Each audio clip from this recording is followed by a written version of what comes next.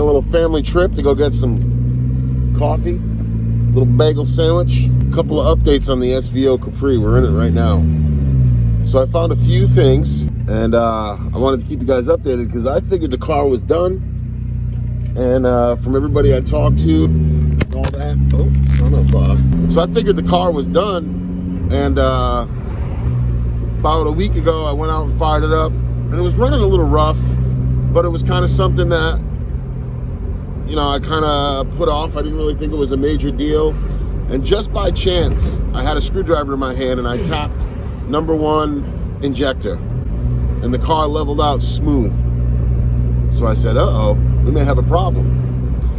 And I could replicate it by tapping the injector again. And I watched air fuel. It went down to 16. So I knew we had an injector that wasn't firing. So luckily I had a set of 35s. I threw one in because all the others seemed to be great. And the car ran like a top, smooth. So I was ecstatic on that. I took it for a cruise. It felt great, full of power. Side note, I have done the SN95 throttle body upgrade, and that was a lot of fun. And I noticed throttle response. I didn't really notice like the car was a night and day difference, but I noticed throttle response, so I was happy with that. Yesterday, I went to take the car to work to maybe put it on the dyno and see what kind of numbers it would put out. Future video for that coming soon. And I had the headlights on, I had the wipers on, and I had the blower motor on, and it just died, fell on its face. So I turned around. Luckily I wasn't too far from home. Turned around, I brought it right back, and when I got home from work that day, I started really researching the 3G kits, 3G alternator kits. Now I do have a 3G alternator on here, but keep in mind this is an 86 powertrain and the alternator came with it, but it's a 79 car. So some of the wiring I had was a little fugazi. It wasn't really proper. I wired it up properly last night. Instantly noticed barely any voltage drop with all of my accessories on. And I also noticed the air fuel was richer at idle. So I'm wondering if something, somehow, some way, the fuel pump wasn't getting proper voltage, something with the computer. But either way, the car is acting totally different, strong. There is no surging idle. It's the smoothest it's ever ran. So when we get back to the house, I'm going to take a couple of pounds of fuel pressure out of it because I think I had a few too many. We're going to see if I can get this air fuel to sit at about 14.5 to 1 at idle, and then see what it makes under full boost. But stay towards the end of the video, guys, because I got a couple of updates coming. Again? Son of a... Just make sure you stay to the end of the video because I have a couple of other updates coming regarding some future stuff. But we're going to get into the driveway right now, break out some tools, knock some fuel pressure down, see how stable it really is. I think these cars like around 39 pounds at idle with the vacuum off, so I'm going to try that first to see where we get. Maybe now that the injector is firing and the charging system is 100% proper, we may need to be there. Before, maybe I was compensating with a little extra fuel to straighten some things out. So we'll get to that first, and then I'll talk about some other projects. But I'm really psyched on this car. See you in a minute. That's with the lights on, the blower motor on, and the windshield wipers on. We rev it up. The voltage regulator was wired all wrong. See how it comes right back? That's the motor on high, the lights on, and the blower motor. I think the voltage regulator is 14.5 with nothing on. So that shows that how much loss I'm getting. All right, guys, so really quick, here's another 3G alternator I had, and I'll walk you through what I did just in case you want to do it yourself. I pretty much went with the simplified way of wiring, and again, it's because, you know, it was a 79 car, and the voltage regulator was with the square apron-mounted style, and it was a little different, so I had to really simplify things, and I did. And I found a couple of different ways to go about it, but I'll just show you exactly what I did. To simplify it, I ran a 6-gauge battery cable from the high voltage post right to the positive side of the starter solenoid. So right where the battery cable goes, that's right where that cable went. So you technically have a direct connection from here to the battery. This wire here jumps to the center, or the S state stator plug of the voltage regulator. This is the voltage regulator now internal with the alternator. The green with the red wire I put to the original car's green with red key-on source. I think this is for the indicator lamp. And this also goes to the positive terminal. So that was the simplified version of what I did. I just found a bunch of different ways and I picked the one that was the easiest, and it's charging with no accessories on at 14.5, and with the lights, the wipers, and the blower motor on, it's about 13.9. So it's not really much of a drop, and it's been great. All right, so with vacuum off, you can pretty much see fuel pressures at near 50. That's almost maybe 8 pounds more than we need. So I'm gonna get the missus inside the car watching the air fuel gauge. We're gonna see what adjusting fuel pressure actually does at idle to the air fuel ratio. All right, so like I said, this is at idle. It's about 48 pounds, and we're reading, what are we reading on the gauge? 12. 12 even? All right, so I'm gonna take some fuel out of it and see what it does at idle.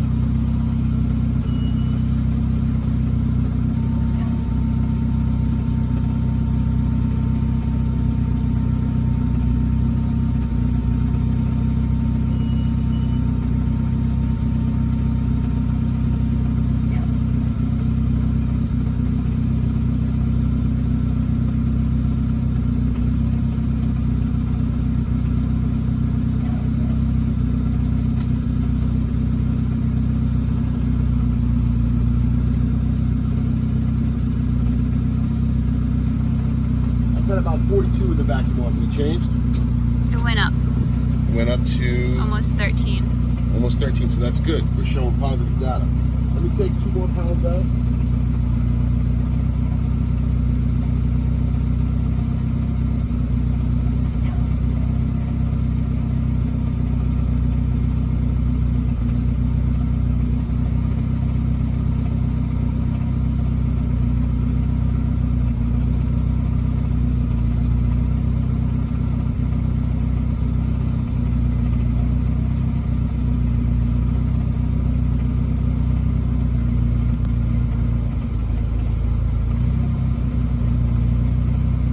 Got it right in between 39 and 40. What do we got? See, much better. So I would want it on the richer side, but that may have been, that's actually great data. That bad injector and the charging system just wasn't proper voltage, I feel. So I'll get this all set and we'll take it for a ripski, see what it does. So basically we're around 14, which is okay. I did maybe bump a little more fuel, so around the strong side of 40. I just wanted to be safe. But I'm gonna go take a pull, and what we wanna see, dear, is that gauge somewhere around 11. All right, this will be good because I'll be able to see boost and everything in the footage after, but we're just gonna roll into it now and see what it does.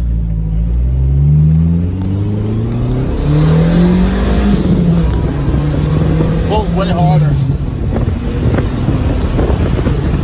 Oh, wow. All right.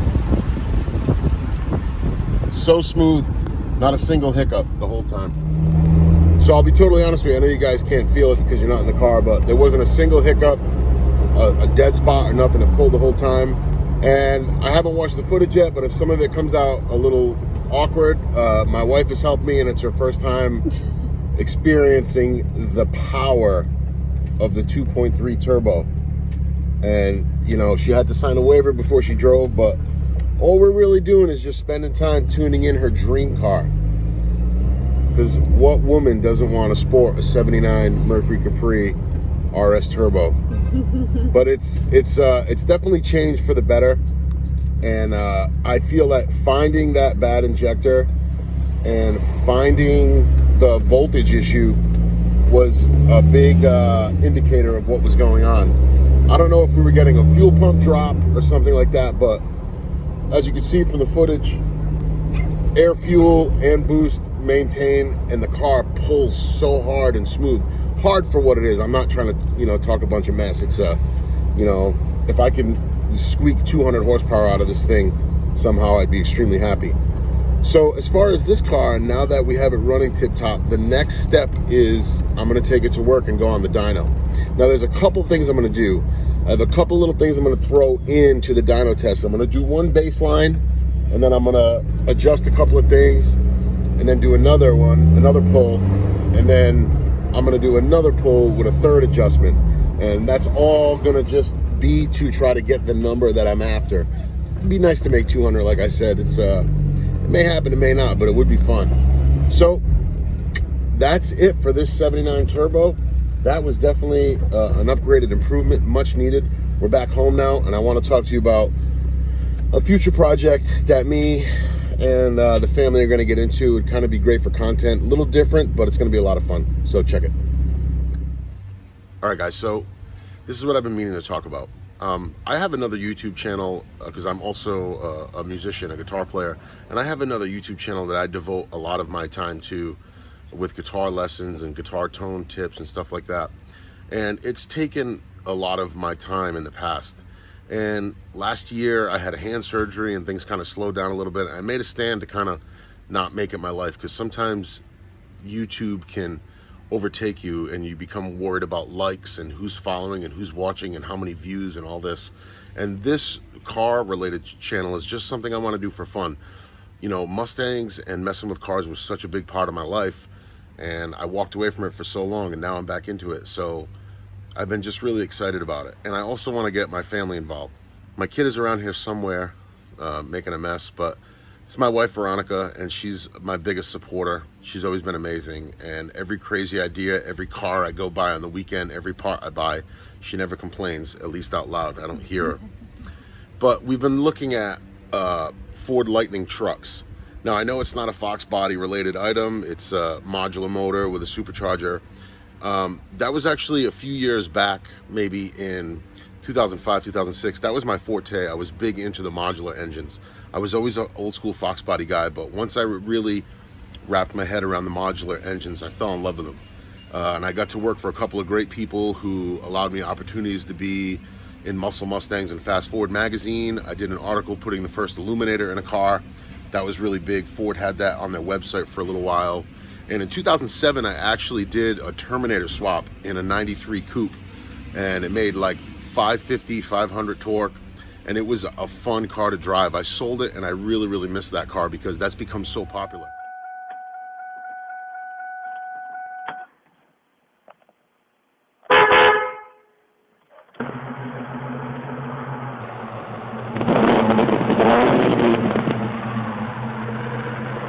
But I kind of did it when the 03, 04 Cobras were new. So I was just hodgepodging it together and making parts work. And, you know, the biggest relief for me when I did that project was being able to buy the entire harness from the headlights all the way back to the taillights from the 03 Cobra. And I basically just transplanted everything from the Fox to work. So you had the old car look, but you had all that new technology with the 6-speed and a straight axle. It was just amazing. So I've always loved what the modular engines can do, and the blower whine. I love that stuff. And I decided to go with a Lightning because A, I need a truck. I'm gonna need a new vehicle soon because my daily commuter is just hanging on. And I know it's not a 4-wheel drive truck, but you know, there are ways around it. You can put some all-season tires on there and stuff like that. But with the Lightning, you can manage it and you can have a lot of fun with it. I can do little $200 projects here or there, but get everybody involved, you know, and that's what I see a lot of the guys that I look up to on YouTube right now currently doing. Their families are there with them, and it's something I want them to be involved in. So we're gonna look for a Lightning truck. You know, it's slim pickings lately for a good deal because they do hold their value and they're kind of iconic in their own right. But you know, something in the 100,000 mile range with you know, good engine, good trans. I can fix anything else. I don't care about that, but I don't feel like buying a truck and putting a motor in it, you know. So that's what we're gonna do. You know, a little blower pulley, cold air intake, just catch can. There's a million things you can do and have fun with it. And we can also drive all together. There's 3 of us. We can all get in there. We can go for rides. We can take it. We can go to car shows. And it's just gonna be fun. Also on September 25th. 25th or the 23rd? 25th. It's September 25th. Empire Ford in New Bedford is holding a big car show, all Ford car show, and I'm going to put the silver Capri in there. I'm going to register and enter it because I think the car is really clean and it's nice. But if anybody is in the New England area and you're going to the show, it's at UMass.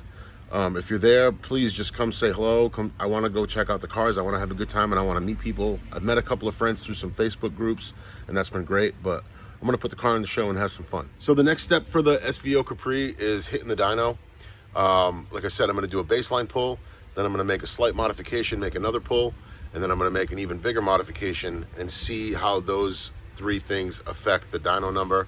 We're hoping for a number. We probably won't make it, but we'll see how close we really are. Yeah, I thank you guys for coming along. I look forward to getting a Lightning on the channel soon, and there'll still be plenty of FOXBODY content. I have so many FOXBODY projects right now. I'm looking for a garage space currently because I'm slammed with there's parts everywhere in my house. I have people calling me, asking me to put their cars together. It's just taking some time, so hopefully I find a garage space. But until then, thanks for checking this video. Give it a like, give it a something, give it whatever. I don't even care. Just if you enjoyed it, thank you. I appreciate it. And yeah, there's some fun things coming, and we'll talk really soon, guys. Peace.